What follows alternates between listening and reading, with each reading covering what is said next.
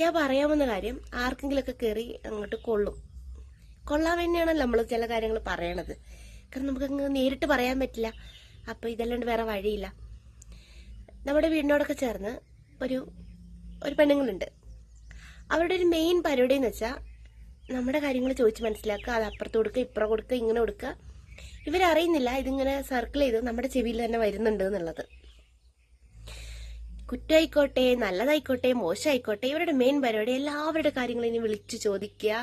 അതിനുശേഷം ഇതെല്ലാവരുടെ ചെവിയിലെത്തിക്കുക. ചിലപ്പോൾ നമുക്ക് ഒട്ടും പരിചയമില്ലാത്ത ആൾക്കാരായിരിക്കും. അവരുടെ കാര്യങ്ങൾ വരെ നമ്മളോടൊന്ന് പറയും.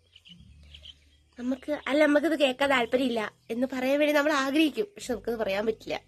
കാരണം നമ്മളോട് ചിലപ്പോൾ അത്രയും ക്ലോസ് ആയിട്ടായിരിക്കും ഇവർ നിൽക്കുന്നുണ്ടാവേ.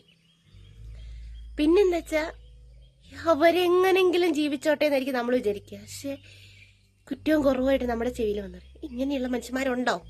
ഉണ്ടെങ്കിൽ